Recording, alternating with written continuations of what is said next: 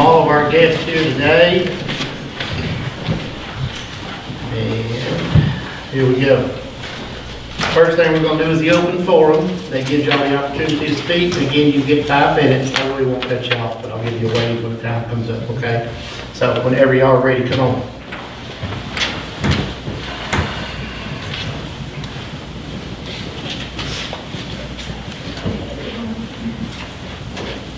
Are you talking to us or them? Talking to either one of y'all? Yeah, get the lectern over here. You can stand behind the lectern. There you go.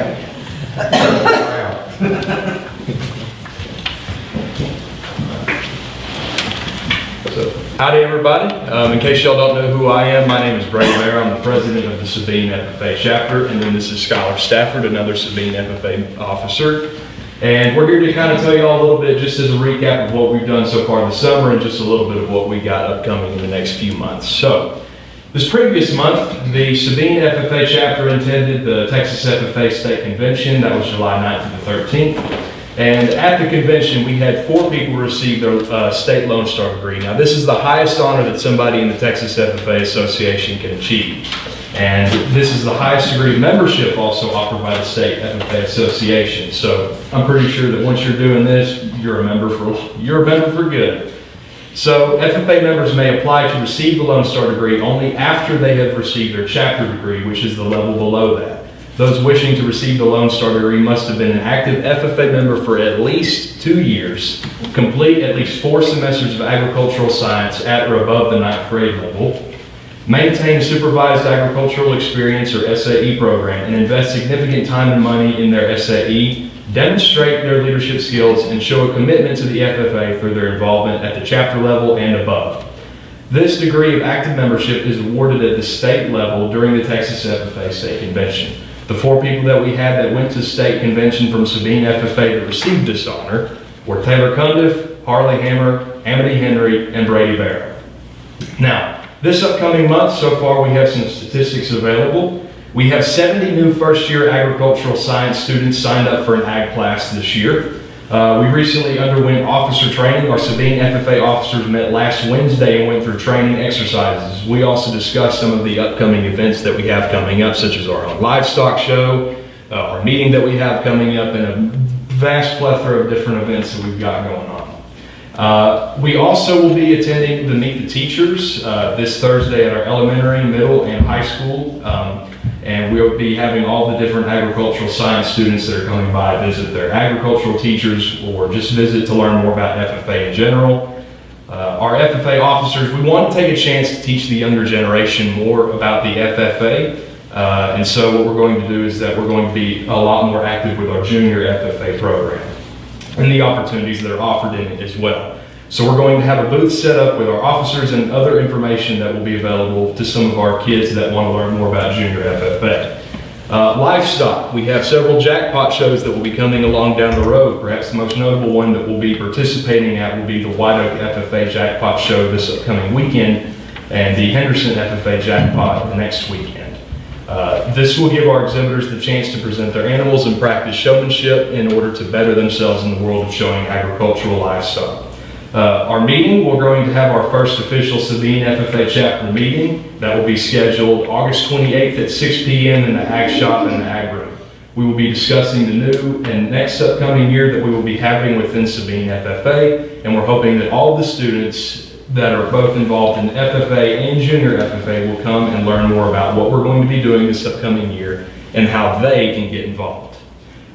We also would like to invite anyone here tonight at the board meeting to please come to our meeting as well to learn more about what we're doing, trying to advocate for agriculture, and trying to get more and more students involved in the FFA. And next month, the East Texas State Fair will be having the East Texas State Fair in Tyler, and that's where students will be showing their livestock projects and participating in different contests such as meat judging, livestock judging, and speaking contests. So that's pretty much all that we've got upcoming for the next month, and then we'll be further busy later on that time. We also have the Texas State Fair, though, that's offering the kids another chance to show, compete in various different events. That'll be coming up in October as well. And That's actually, I guess it'll be starting in sometime September and then continuing in October. And then October will be whenever we're starting more preparations for the Harvest Festival.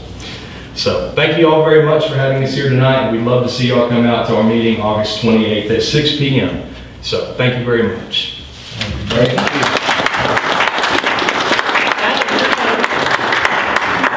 You're good? I can give you 5 more minutes. I suppose that's right. Alright. So nobody else wants to talk, huh? So information item number 5 on the agenda. Okay, A there, just a reminder about the TASB convention that will be held September 28th through the 30th. Everything is, you're all registered, hotels and all that's all taken care of. So if any plans are changing on your end of it, please let us know ASAP so we can make any changes on reservations that we need to.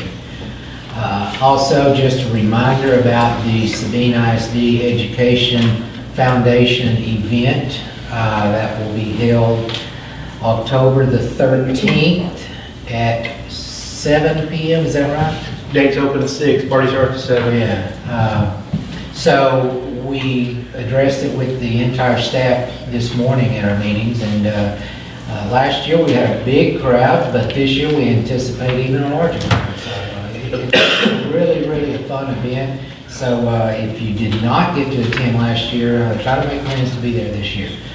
Really good time. And again, that will be October 13th. And then accounts payable. I don't know if there's any information, any questions or anything about accounts payable that y'all looked at in the packet itself. If not, then I asked Coach Sharp to come in and he would give us an update on what's going on out there on the football field and volleyball courts and that kind of thing. Yes, sir. I appreciate you having me. First of all, I'll start with the summer, coming out of the summer. We were very pleased as a staff with our summer participation. On most days, we had 100 plus kiddos there every morning. We would work out from 8 to 10. And these workouts are not skill specific. They have to be general weightlifting, agility drills, endurance stuff for both boys and girls. There were a few of those days we had over 120 kids. And we had more young ladies than ever before. We averaged every day 20 plus young ladies, and we averaged every day close to 70 young men. And these are ages 7 through senior.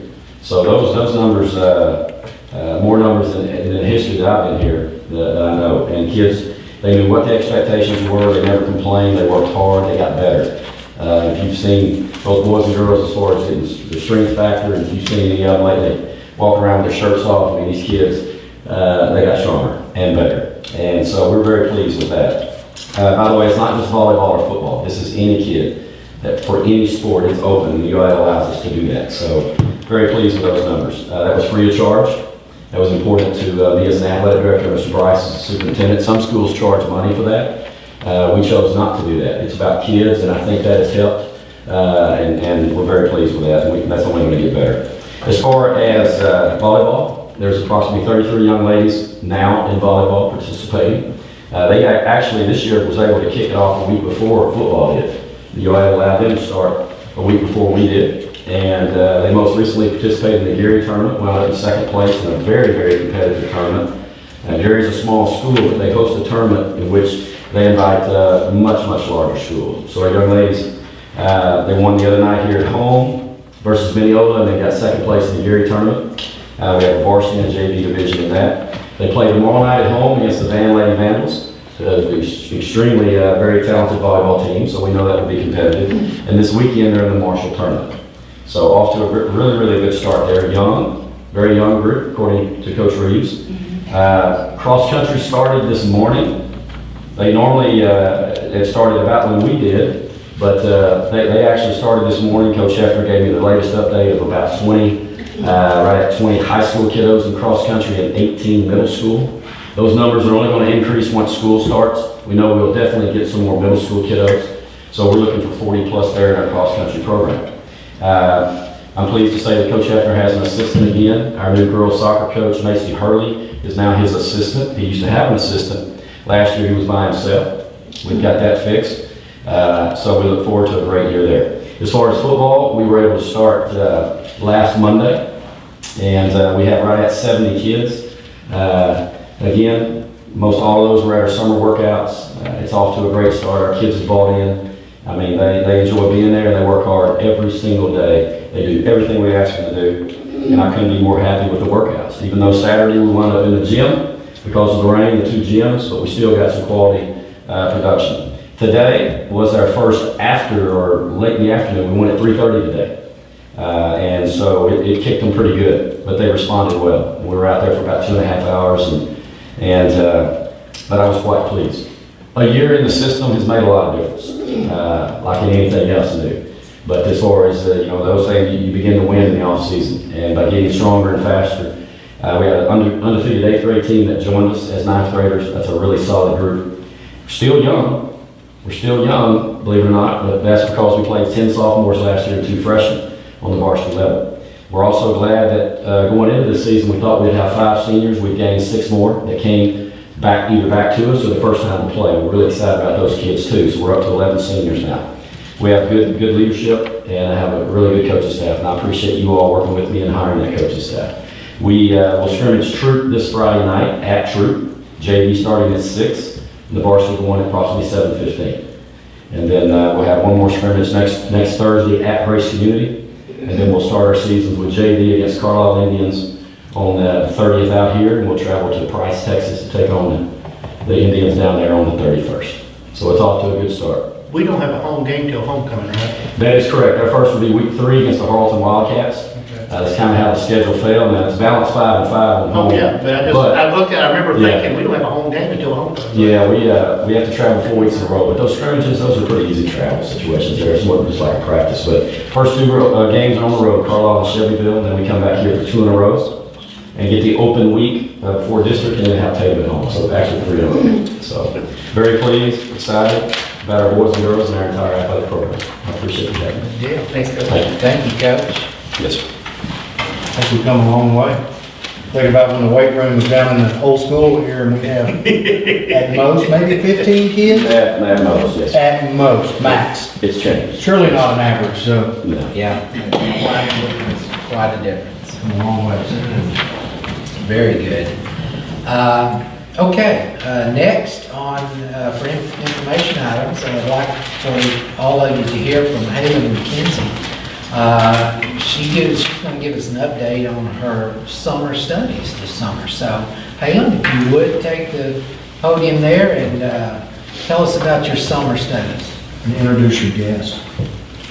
Just saying. This is my mom, Mary Ann, and that's my grandpa, Jim. I'm Haley. She was going to do that anyway. Well, so, okay. I'll just say that there's at least one really proud person in this room I will too. Yeah, so my name's Haley McKenzie. I'm a student here at Sabine, and this June I attended a summer program at Yale University, representing Sabine High School. In pretty much Texas. Yeah, pretty much. There was only one other person I met from Texas, so that's pretty cool. So back in January, I got an email, which I believe is a result of my PSAT scores because they scout people and stuff. So yeah, I got an email inviting me to apply to this program called the Yale Young Global Scholars Program. And at first I was kind of iffy about doing it. I thought I had no chance because Yale is a pretty prestigious school. It's an Ivy League. Kind of seems out of not really in my capabilities. But my mom encouraged me to do it, or to at least apply. And so I went through a really extensive application process, which I'm really thankful they had because it kind of reminded me of what a college application would be like, getting me ready for college. Miss Rich and a few of my teachers helped me with it, with my transcript and all sorts of other things. And luckily I got accepted with a $5,500 scholarship. And then off I went. So yeah, in June, I got accepted into a program called the Applied Science and Engineering Program at Yale. And basically this program mainly focuses on things you'd learn, in basic chemistry and stuff, but applying it to real life situations and what they're doing today. So we had professors from all over the world, some from Oxford, some from just around Connecticut and all over the place, and they just talked about what they were doing medically, in engineering, space, different cool things that are just interesting to know about and to really encourage you and get you thinking about later, maybe if you join the field later in your life.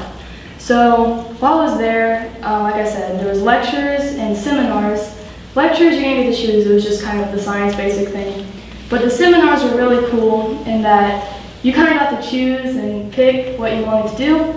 So, I picked some science ones, mainly biology, because I'm in Science UIL here, and I'm really interested in that, and I think it might help me, eventually go to state, hopefully. And so yeah, I did that. But near the end, I kind of wanted to try something new, and I took a bunch of philosophy things that were kind of about religion and God and things like just how science and God relate and all these other really cool, deeply thought out things that I really don't think I would have experienced without going. So while I was there, I met a lot of people because it's a global thing, Yale Young Global Scholars. So there were over 126 countries represented in all 50 states, which by itself sounds crazy. When you're there, it's literally like walking into a different world or different countries. So yeah, when I was there, got to meet people from all over the place with different backgrounds, opinions, cultures, and that really enlightened my view on the world and helped me learn more about myself than anything, honestly. Yeah, it's about science and engineering and growing, scholarly, but I think overall the whole experience really helped me learn about how I am with people, helping me be more open-minded, and really just helping me grow into a young adult. I took what I learned here, what I learned here, so my basic knowledge and things I learned from people here, and whenever I went there, it just expanded in a whole new world that I wouldn't have imagined happened any other way unless I had been there. It was just a really cool opportunity, and I think it really bettered me to hopefully become somebody successful in society later. So Halen, how many sophomores are coming in juniors for your age or there? There was probably, overall there were about 300 people, but most of them were going to be seniors. Right. So, that's one thing. yeah, so. You were accepted as a younger. Yes, most of the people, I would say less than 40 people were your age. were my age. The rest were coming in seniors. Yeah, most people were going to be seniors. They were talking about what colleges they were interested in, and I was like, so. Who's paying the bill? Yeah, but I also got to learn a lot from them because, I'm younger, so they already had scoped out the field and everything. And I got to go to the admissions office too and kind of talk to them about what they were looking for and things. Just, to get an idea of what I might like to, or where I might like to go, or all that kind of stuff. And, it was just amazing. I recommend. Tell me about the dorms you stayed in. Oh yeah, so I stayed at Davenport College. At Yale, there's 12 residential colleges, and that's the one I stayed in. This one is particular because the two past Bush presidents stayed there when they went to Yale. And what's really cool about it is it's kind of, all the colleges are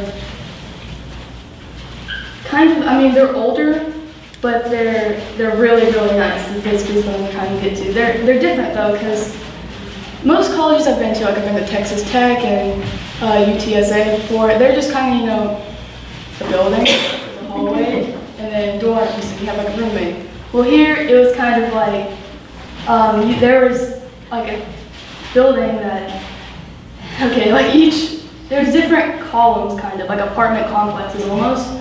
And in each one, there was just multiple floors, and at each floor there'd be 2 suites and a bathroom. And in each suite, you would have like 7 bedrooms. And so some people would stay by themselves, and some people had a roommate. I had a roommate, and her name was Anna, and she went to school in Germany, but was from Panama. And she was really cool to meet and talk to.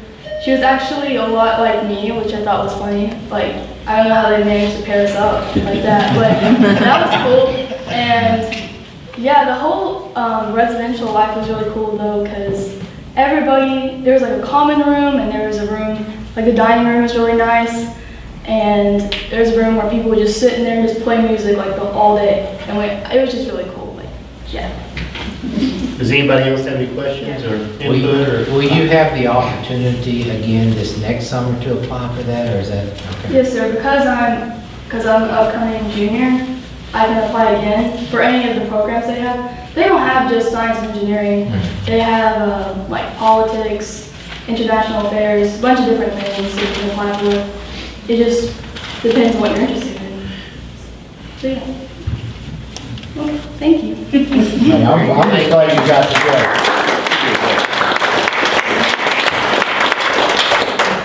Thank you very much for Thank coming. you. Yes, that is awesome. We appreciate that.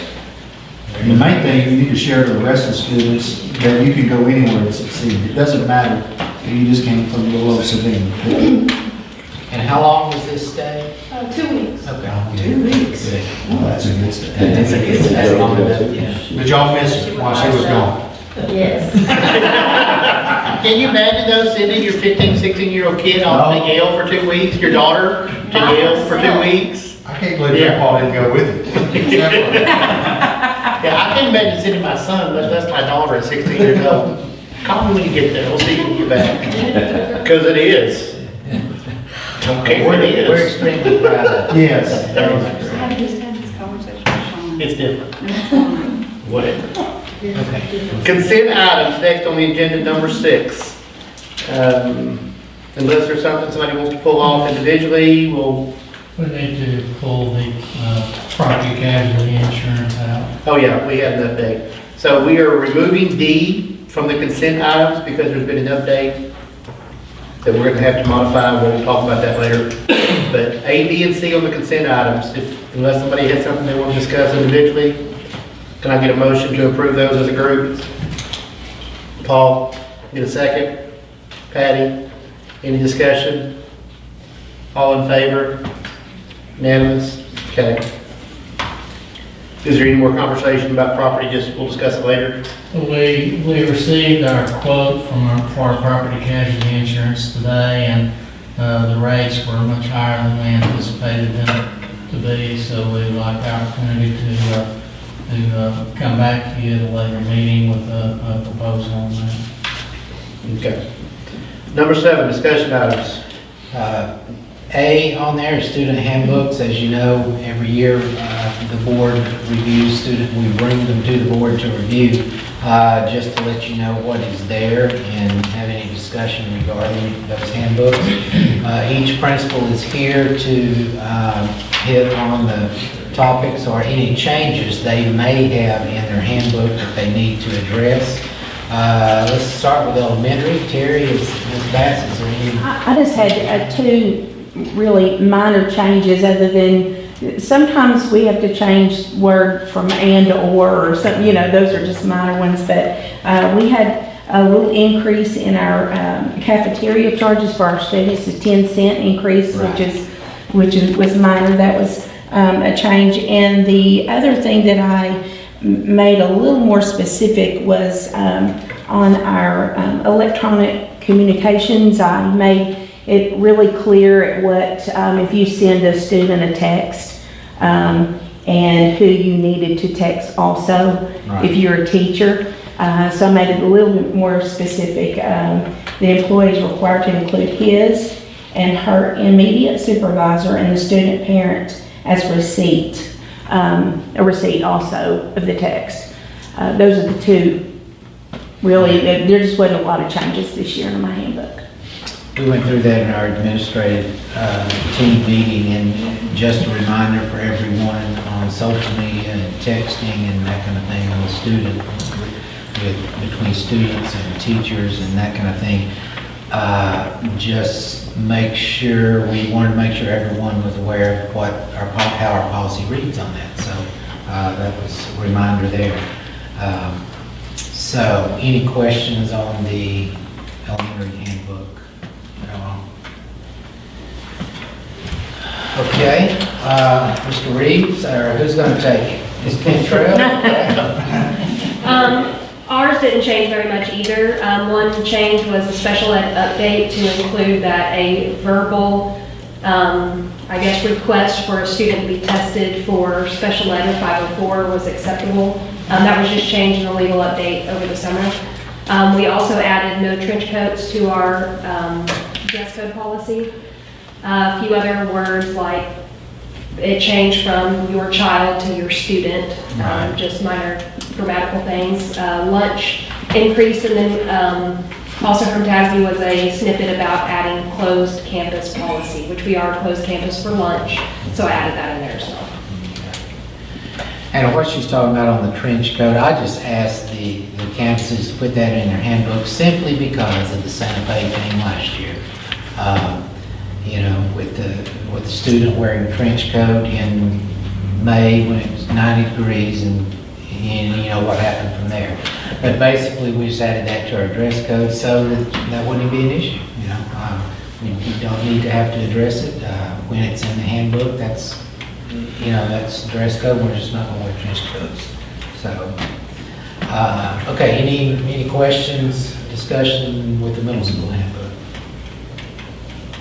Okay, Mr. Pepper, who's taking the high school? I'll do it. All right. We had the same changes made that have been mentioned both in the elementary and the middle school handbook. The only major change for the high school handbook was level 2 offense that speaks to students leaving the classroom and or leaving campus. If they leave campus, that has now moved down into a level 3 offense, which is a little more serious. Okay. Any questions, discussion on the high school handbook?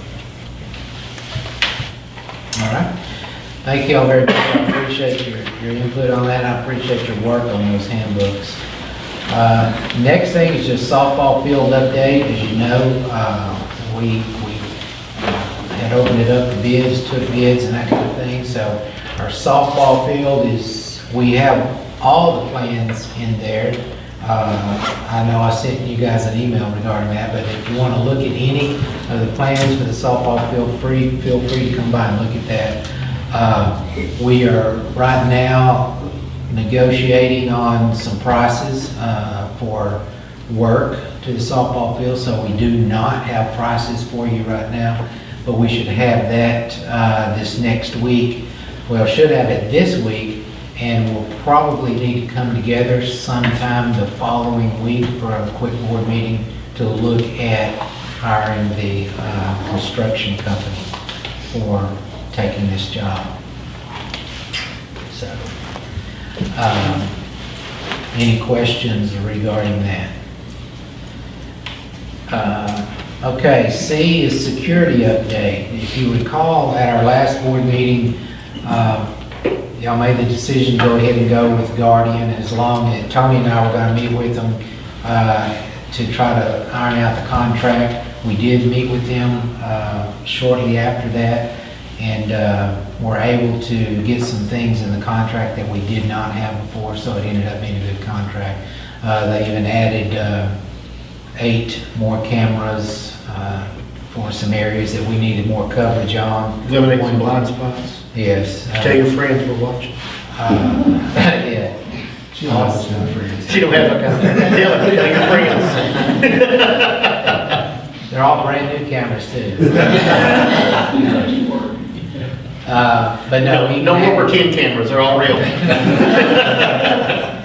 even added cameras down there at the bus barn. So that came out very good.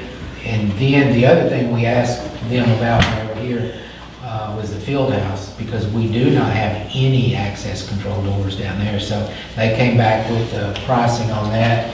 And Tony and I visited about that also after it came in, and what we've decided on that is go ahead and have them do the access control down there at the field house.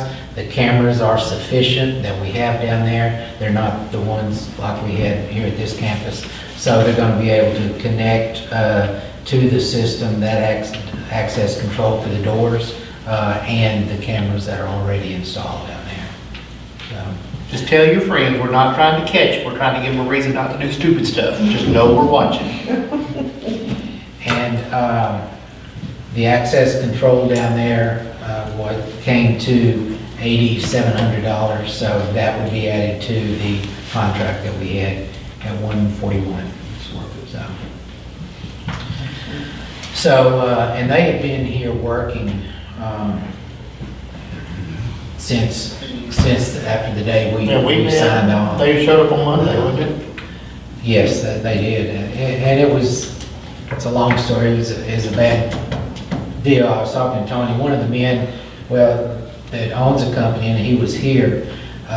He was out of town all week doing what he was doing here, and then I got a call the next day because he stayed the night here instead of traveling back to where he was going. He stayed the night here to finish up. He had been using that trailer, he was Yeah, pulling it. he had just come from Rotan in the trailer. Anyway, he had it, so he found a parking Gladewater to stay the night so he could finish the scope of work that we asked him to look at, and he did, and got that done. And then I received a phone call that Monday, and because that day was a Saturday that I visited with him. And anyway, his wife had passed away, and totally unexpected, so it's a really bad deal. And his entire crew that was here, like I say, they're out of Lubbock, but his entire crew here pulled out, and so they could be at the services over there, and they are back now working. But so anyway, it was a bad situation for him. He's a good guy and honest guy, so make sure you keep him in prayers. Tough situation. Any questions regarding the security update that will be in place shortly? And I'll say within 2.5 weeks, they should be completely through with everything. Okay, update on maintenance projects. We had a ton of things going on this summer, and we were able to accomplish most of those. One thing, Ms. Bass had asked about some window tinting out there on their cafeteria for a couple reasons, the heat and also being able to view slides in our cafeteria when they're trying to have a program. So we were able to get that done. I think y'all probably noticed out here in the parking lot some different shrubs that are out there that the others were blocking the view all the time. Anyway, if you didn't notice, when you go out there, notice it. We took care of all that. The painting in the middle school, all of that is completely finished. Is that correct, Mr. Reeves? Yes, sir. Very good. That was down to the wire. But they definitely got that finished, all of that. Also, carpeting in the high school was taken care of. We had, if you remember the storm that came through, did about, $39,000 worth of damage to our facilities, somewhere in that neighborhood. And so you've noticed the light poles are no longer like this, they're back straight, Some air conditioning that I think I mentioned y'all had blown off the roof racks up there. Just an assortment of things that were damaged in the storm. Roof on the ISS building had to be. Yes, re-roof on the pool building and the ISS building. They're about to finish up on the east end of the high school on the rooftop right there. So all of those things, wrapped up in a timely manner, so we were sure glad of that. So that worked out well. Maybe other things on y'all's campuses that I'm leaving out, I don't know. But and another thing at Miss Baxter campus we'll look at later on, that's some shade for the playground area out there. Okay. That's all the discussion items. Move on to number 8, action items. Okay, as you know, we will have we need to call an election for this November. And in your packet, you saw the election order that was sent to you. There was an updated one from Gregg County today because the Gregg County Commissioners Court met this morning and approved the sites, and that's the memo that I put at your place with the red lettering. It gives you the sites of all the polling places and for the election in November. That will be a school board election, and if you notice, it lists on there the early voting dates and the places. You will actually be able to vote any place. It doesn't have to be here at our old elementary school. It can be any place in Gregg County, any voting place. So the election order is in there. And I don't, I'm assuming no one has any questions about that election order, but as it reads,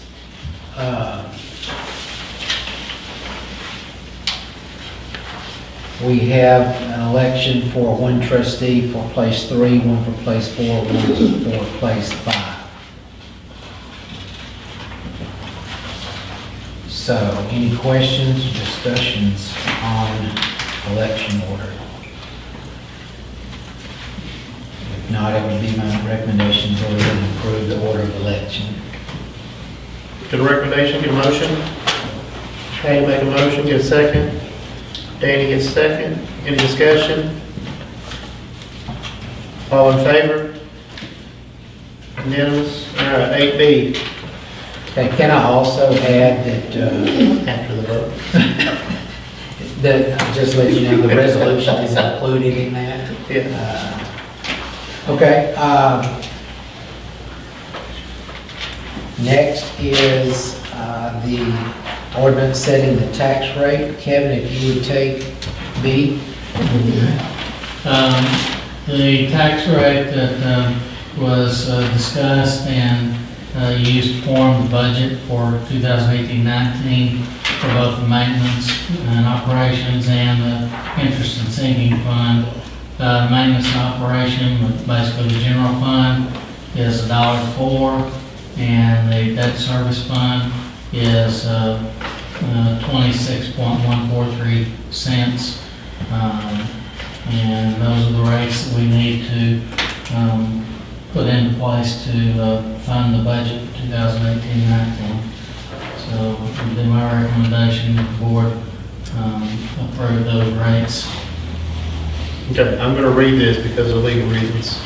I move the Sabina ISD increase the property tax rate by 1.3% by adopting a tax rate of $1.04 for maintenance and operations and 0.26143 for the interest and sinking debt service for a total tax rate of $1.30143. Can I get a second? Dr. Morchat, any discussion? All in favor? Unanimous? All right. There you go. Budget amendment. Okay, item C, that would be yours also, Mr. Handel. Thank you, sir. This budget amendment incorporates some adjustments to the regular budget, and it also incorporates amending the budget for the total estimated cost of the security improvements, as well as a beginning amount of $25,000 for the softball field, just to take care of items that will come up before we actually enter into a contract with the general contractor. So the items that are part of the regular budget will add $119,937 to fund balance, and special projects will take $176,600 at this point out of fund balance. So the net for this budget amendment is a decrease in fund balance of $56,663.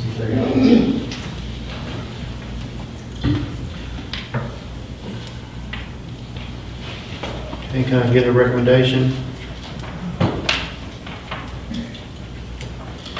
Yeah, I recommend that, Kevin, you want to go ahead and give a recommendation? Oh, yes, please, recommend the board approve the budget amendment as presented.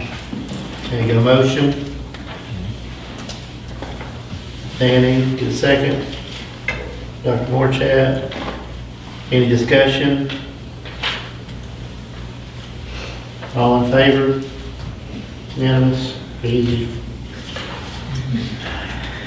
Okay, next, action item is policy update, 111. And this is an extremely limited update and, for your sake, well, mine too.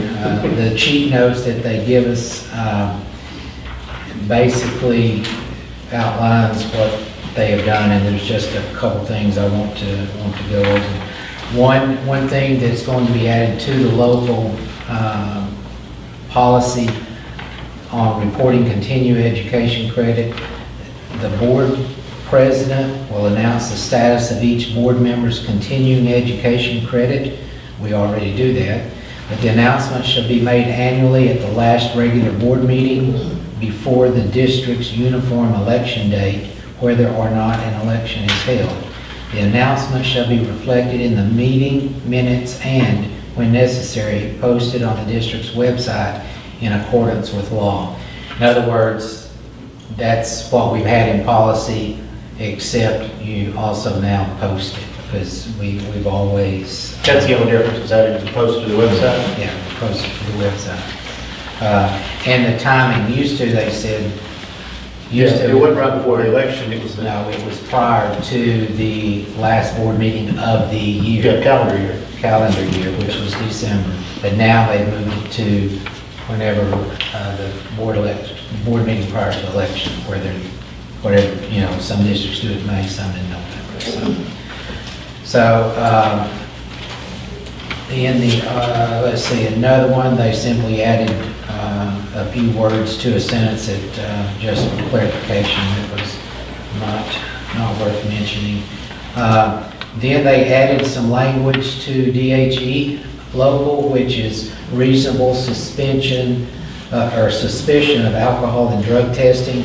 Basically, it's not a whole lot different than what we had in there, but it's talking about, that policy talks about if the district can remove an employee if they have reason to believe that on duty they are under the influence. They can make them or have them take a drug test or alcohol test, and if the employer refuses, then they can remove the employee. So that's what that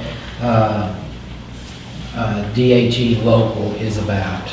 And like I say, it's not much different, just some different wording in there, but it's talking about the mandatory drug test or alcohol test if there's reasonable cause. And under DHE local, they had some words all in capital letters which didn't need to be, so that was a change. So, and then under FEA local, the only thing there they had is saying the district shall excuse a student 17 years of age or older for up to 4 days during, last year it said a school year. They marked that out, and it's going to say during his or her enrollment in high school. And basically, not basically, that is all there is to the changes. And what's odd though, they do that, just those few changes, but this is how it affects your policy book. So, and y'all are welcome to come read this anytime. So, anyway. Recommendation is to approve update 111. All right, we get a motion, Dr. Morchat, second.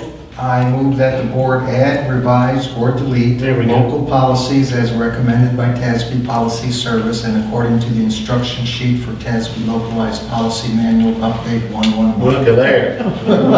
Second, Dr. Yeah. Discussion? All in favor? Yeah. Playground. Okay, the last action item on there is playground cover or shade, you could say. And in your packet, there were 2 quotes. And we finally got this quote in from this company after we had sent the packet out, so that's why I'm handing it out to you now.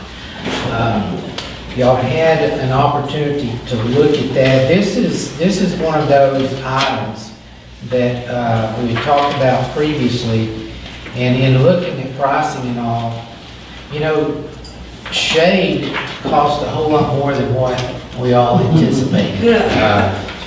Tim and I offered to have y'all come up there and put the easy up in front of the playground.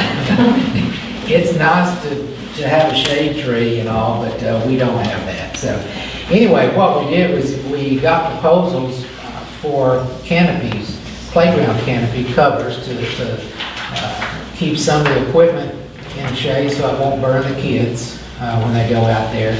And also a little bit for the teachers too, who have to be supervising out there. So in looking at the bids from these vendors that we received, we're talking about 2 different playgrounds and shade on each playground about 30 feet by 60 feet. And then another small shade, 10 by 10, I believe it is, for the teachers out there. So in looking at all of those different quotes that we have, you saw that Heartland had a quote of $72,000. And then Child's Play, their quote came in at $61,600. And then Whirlix out of Dallas or Richardson came in at $53,955. So this, as we talked about before, this is funding that can be used. There is funding that can be used that is left over from the bond election. That money cannot be spent on anything else other than that out there at the elementary. So we had talked before about using some of that money for that, and this is a good reason to do that. The account of money, the amount of money that's left in that account at this point is $186,969. So we're looking at, okay, putting shade out there for this purpose and still have plenty of money left to do something else out there. But that is designated money, and that's why we can only spend it on this. My recommendation would be to approve hiring Whirlix as a vendor for the shade canopy at the elementary playgrounds. Can I get a motion?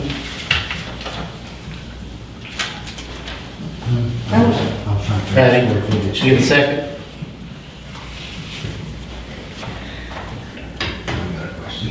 Okay, we're getting there. But I gotta have a second. Oh. Dan. Go ahead. Usually get him with that perfect Yeah. vision, but you didn't do it that time. Question, so on these bids, do we compare square footage prices? I mean, because I think everybody did something different. And I'm sorry, first I want to say I'm very sorry that I did not notice that before and asked you before tonight's meeting, so I apologize for that. Well, I don't know about the square footage, looking at the size of them. One playground is larger than the other. Well, I guess what I'm saying is, if you look at the different shapes that they do, it comes up to it comes down to a square footage coverage per shade, right? So, I just wonder. I've not calculated the square footage, if that's what Yeah, you're but I asking. mean, like 61,000 might be a better deal if you're getting more square feet of shade cover, right? So looking at the 40 by 40, 140 by 40. So that's 30 by 60 and like they're different, yeah, and then 30 by 58. That one's So a, sorry, Stacy. No, that's that fine. one's a 13 foot, Yeah, I was comparing sizes. and the other two are 14 foot entry height. Yeah, the height is not as much an issue as the top. Well, if it gets too high, it doesn't do you any good anyway. Well, that's true, so.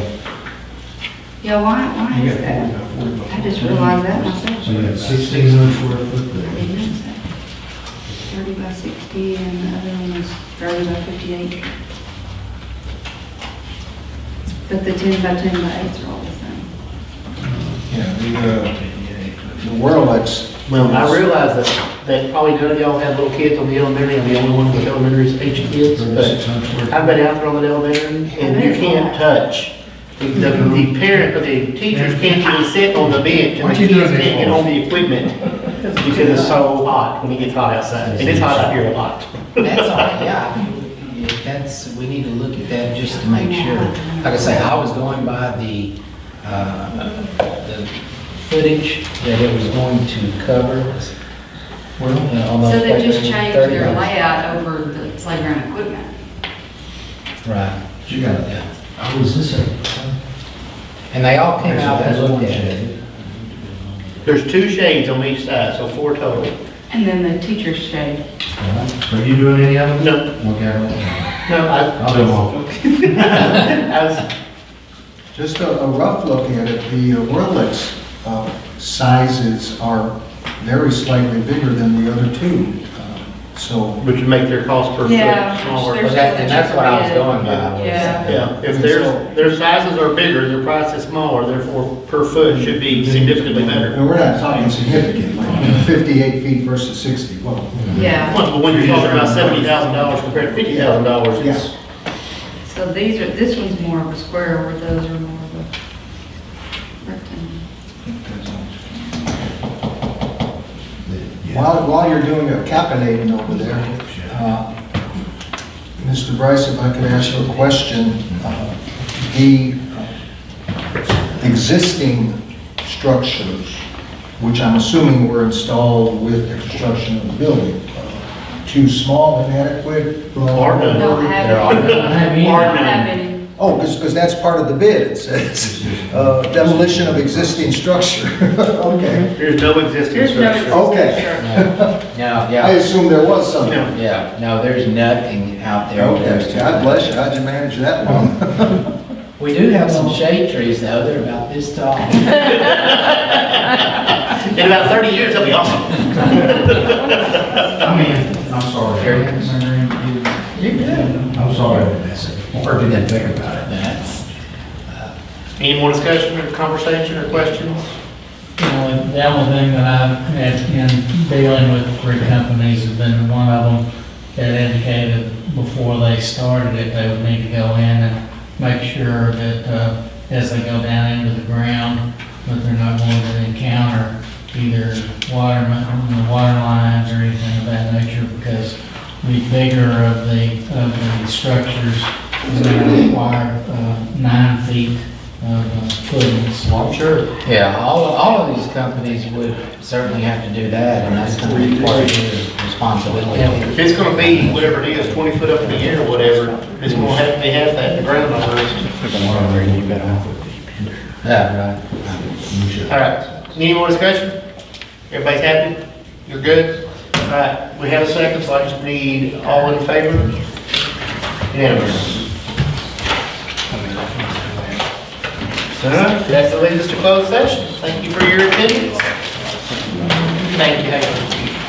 Hey, that's awesome. Yeah. And you don't think